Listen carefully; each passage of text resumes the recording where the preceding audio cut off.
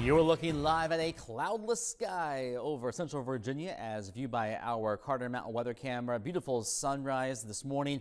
Also great visibility all the way to the Blue Ridge. And speaking of the Blue Ridge, we're talking about some sunrises and sunsets over the higher elevations, giving us picturesque sights, and also the fall foliage across the higher elevations will be near peak over the next couple of weeks. Hello, I'm 29 First Alert meteorologist Josh Fitzpatrick. The next big thing I'm tracking from the Weather Center, the first one for our area, is going to be an extended dry outlook. No chance of rain for at least the next week to 10 days, possibly even longer than that. Also watching the progress of major Hurricane Milton. It will move away from Mexico's Yucatan Peninsula and impact especially the Tampa region as a Category 3 hurricane late tomorrow night. It could be the worst hurricane for that region in more than 100 years. Details on that momentarily, but here at home, looking back at this morning, we had temperatures in the 40s, areas of fog along the river areas and the bodies of water because of the colder conditions. The water is actually a bit warmer than the air temperature, causing some fog to form.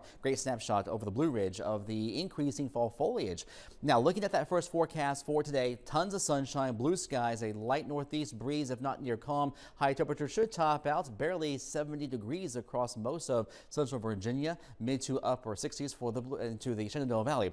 Now, the radar is completely dry. As you can imagine, no clouds, no precipitation, nice sunshiny weather across the I-81 corridor. That is Harrisonburg right now. And we're watching high pressure that is going to keep us dry for quite some time, keeping the active weather down well to the south into Florida, deflecting the major hurricane down to the south. And that means here on out for at least the next week, maybe even 2 weeks, there's no chance of rain. Now, there is a cold front arriving early Monday morning, but it will come through here rain free. Temperatures are going to come up a couple of degrees as we go into tomorrow in the low 70s, but then we come back down with another dry cold front tomorrow night on Thursday, Friday. Could be some frost on Friday morning, but the weekend, if you have outdoor plans this weekend, they look picture perfect. Highs near 80 degrees, but behind the next cold front, look at these highs next week, even cooler than what we are experiencing right now.